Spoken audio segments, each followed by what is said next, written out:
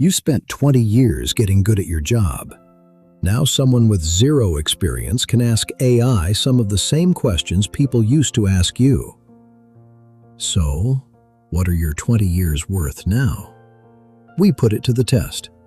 Meet Rolly. He spent more than 20 years working in carpentry and interior fit-out. After that long on the job, you start noticing things other people don't.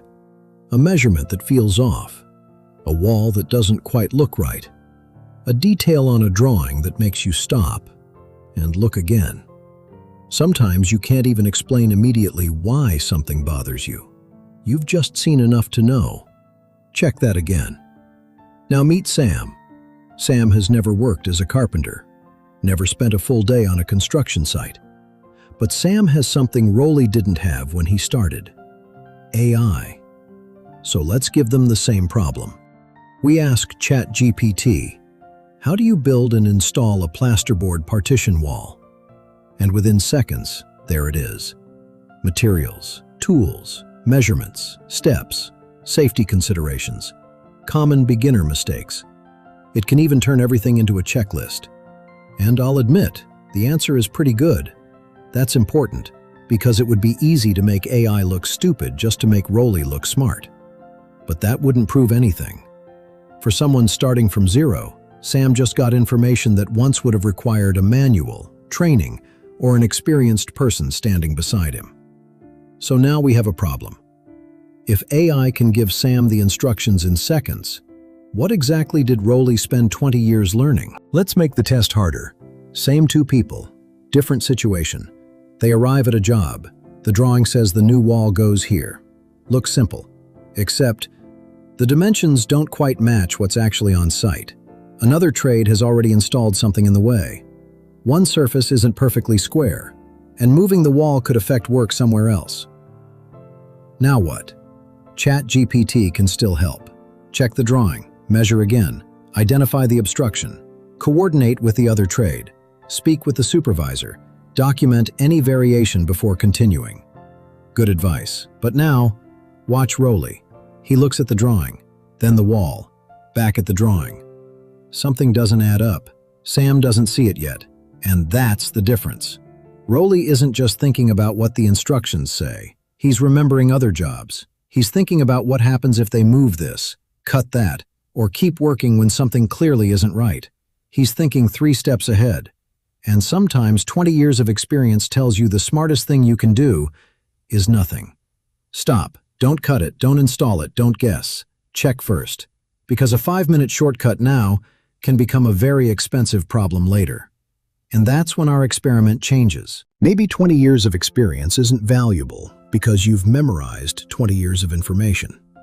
Maybe the real value is what those 20 years taught you to notice. Judgment, context, patterns. Knowing when the normal answer doesn't fit. Knowing when to stop. Information is becoming cheap. Need a checklist? AI can make one. Need instructions? Seconds. Need 10 ideas? Easy.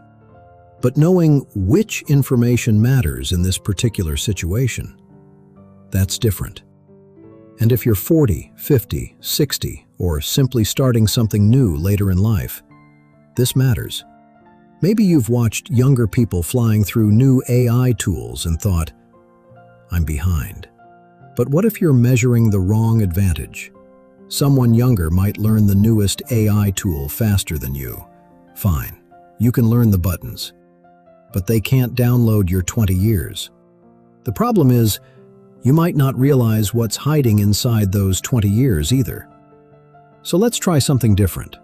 Instead of asking AI to replace Rolly's experience, what if we use AI to extract it?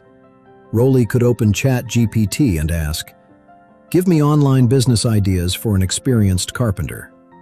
And you can probably guess what happens. Start a YouTube channel, create a course, write an ebook, offer consulting. Nothing terribly wrong with that, but it's generic. So we change one thing. We tell ChatGPT, don't give me business ideas yet. Interview me.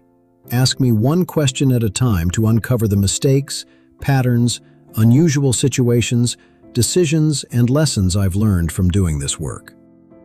Now the conversation changes. ChatGPT might ask, "What mistake do beginners make that you notice almost immediately?" And Rolly has to answer. Maybe it's something he's seen dozens of times. Then another question. What situation looks simple to a beginner but actually requires experience? Again, Rolly answers. Then, what problem have you learned to spot before it becomes expensive? Now we're getting somewhere. Because AI isn't giving Rolly 20 years of experience. It's interviewing the person who has it. And one of those answers might uncover something Rolly barely thinks about anymore, because to him, it's obvious. To a beginner, it could be extremely valuable. And this isn't only about carpentry. Imagine a teacher who spent 25 years in classrooms. Don't ask AI to create another generic guide called How to Be a Better Teacher. Ask the teacher. What can you notice about a struggling student that isn't obvious from their test score? That's different. Or think about an experienced cleaner. A beginner walks into a room and sees dirt. The experienced cleaner may notice a faint mark near the skirting, a strange smell, a patch on the floor that doesn't look quite like the rest.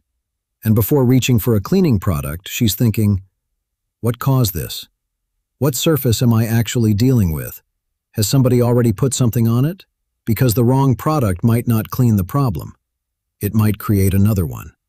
AI can tell you how stains are commonly treated, but it doesn't automatically know everything that cleaner is seeing, smelling, and noticing in that particular room. She supplies the context. That's experience. And whatever you've done for years, you probably have your own version of this. But here's where people make another mistake. They discover something they know and immediately assume, I should make a course about this. Not so fast, because knowing something valuable doesn't automatically mean people want to buy it. So before we build anything, we test the problem. Let's say one thing keeps coming up in Rolly's answers.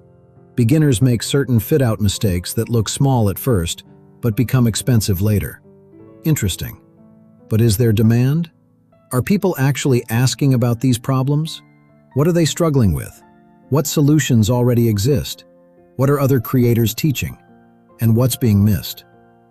Instead of guessing, we can use ChatGPT's deep research feature to investigate.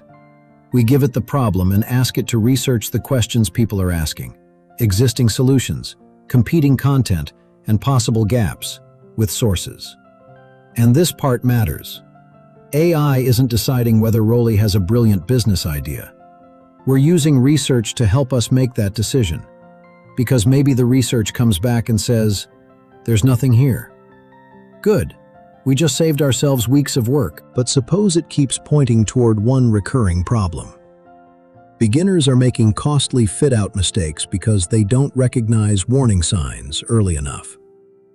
Now things get interesting. We have experience, we have a specific problem, and we have evidence suggesting people need help with it. Now, can we turn that into something useful? Let's find out. But we're not building a giant course. We're not disappearing for 6 months to write an ebook nobody asked for.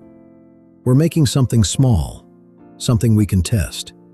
Maybe it's 7 expensive fit-out mistakes beginners don't notice until it's too late. We take Rolly's actual lessons, organize them, then use Canva's AI tools to help turn those lessons into something visual. A simple checklist, a short guide, maybe just a few clear pages showing the mistakes and what to watch for. And suddenly, there it is, something another person can actually use. Think about where we started. 20 years of knowledge inside one person's head. ChatGPT helped us extract it. Deep research helped us investigate whether the problem was worth solving. Canva helped us turn it into something tangible. 10 minutes ago, this wasn't a product. It wasn't even an idea. It was something Rolly knew, without realizing somebody else might find it valuable. And that's the relationship with AI I think experienced people should be paying attention to. Not, AI, build me a business. Instead, here's what I've learned. Help me uncover it. Help me research where it might be useful. Help me turn it into something small enough to test. The human brings the experience. AI helps with the heavy lifting. So if there's one thing I want you to remember from this video, it's this. Don't try to beat AI at knowing more stuff. That's probably a losing game. Use AI to multiply what your experience taught you to notice. And start small. One problem, one lesson, one useful solution. Test it. Maybe it becomes a video, maybe a checklist, maybe a guide. And if people respond, then you keep going. That's a much safer way to start than spending months building something because AI told you it was a great idea. But there's still one problem. And actually, this may be the biggest one of all. Rolly could have 20 years of genuinely useful experience, and outside his workplace almost nobody knows. On site, somebody sees a problem and says, "Ask Rolly." Online? The internet may barely know he exists. People searching don't know what he knows. YouTube doesn't know. Potential customers don't know. And when people ask AI systems for information or recommendations, there may be very little public evidence connecting Rolly with the things he's actually good at. Think about how strange that is. In real life, you might be the person everybody asks. Online, you practically don't exist. So maybe learning AI isn't the whole challenge. Maybe the next challenge is getting some of those 20 years out of your head and putting them somewhere useful. One answer, one story, one demonstration, one video, then another. Not everything at once. Which brings us back to the question we started with. What are 20 years of experience worth when AI can answer so many of the questions people used to ask us? I don't think that's the right question anymore. Ask this instead.